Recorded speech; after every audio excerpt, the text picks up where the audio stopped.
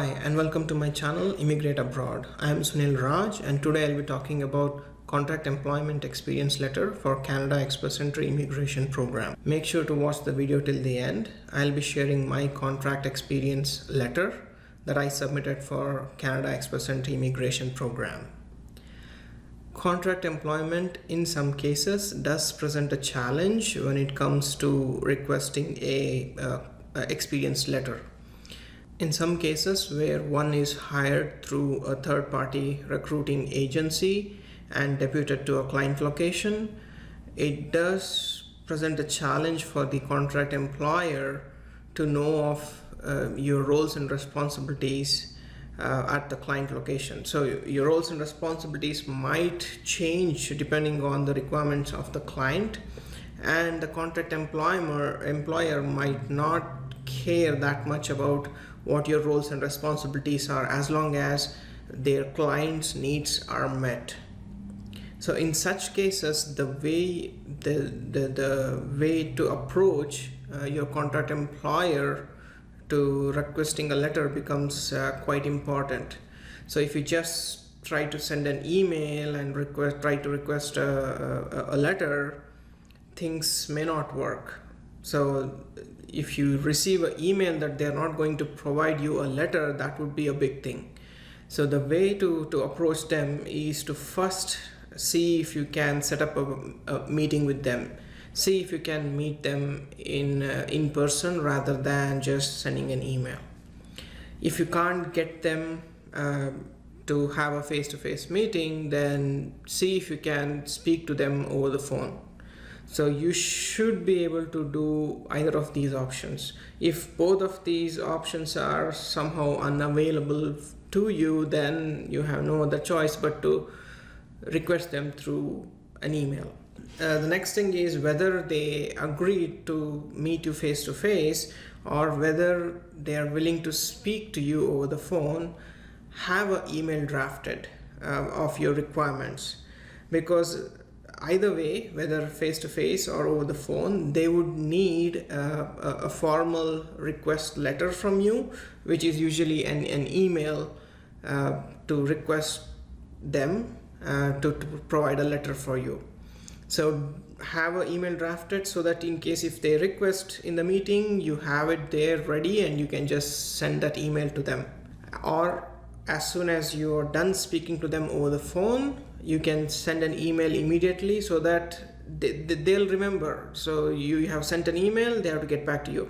But if you send an email after a very long time, after you had a conversation with them, they may not remember. They might be pulled into different meetings over the day. So it's better to have all of this beforehand rather than writing or drafting a letter, drafting an email after you speak with them.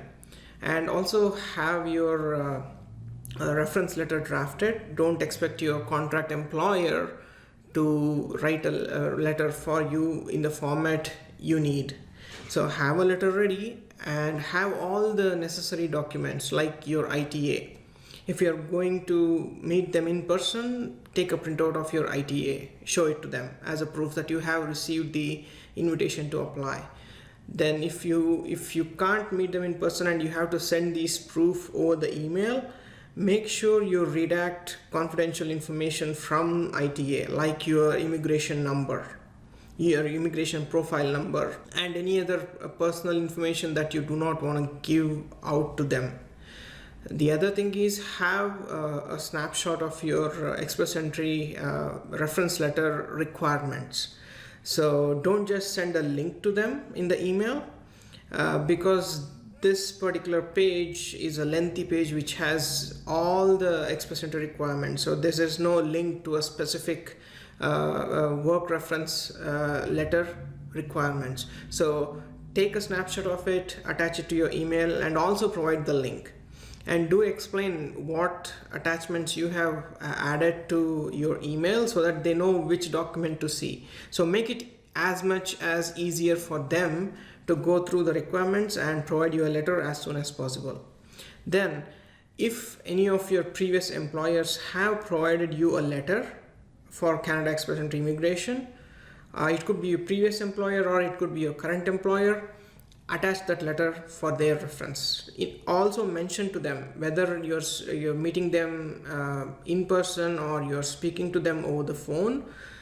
Inform them that your previous or current employer has provided a letter, so that letter you can show it to them, and that will give them confidence in your roles and responsibilities that either you're performing right now or you have performed in the past. In my case, I didn't do any of the suggestions I'm giving you right now. So I just wrote an email based on my experience.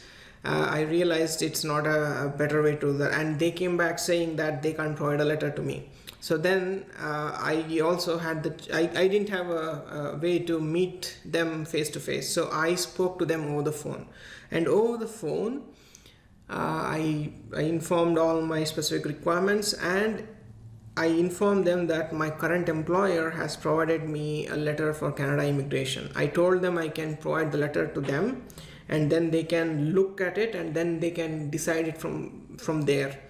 So the HR who was the point of contact in that company for me, he informed me that he's going to look into this and he has to speak to his higher ups, and then he would get back to me.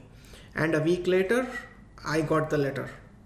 So make sure you're approaching your previous employers or contract employers in an indirect way rather than a direct way. In one of my previous videos where I have mentioned on how to request a letter from your previous employer, I did suggest that I went and requested letters from my previous employers in an indirect approach, where I went there to get my either income tax returns form or get my employee pension withdrawal. I went there in person, and I was able to broach that subject of getting an experience letter for immigration, and things worked out for me. So I hope this video has been helpful. If you found this video helpful, please hit the like button, share this video, comment below, and don't forget to subscribe to my channel and press the bell icon so you receive upcoming notifications on my videos. So now I'll be sharing my contract experience letter. Do watch the video till the end.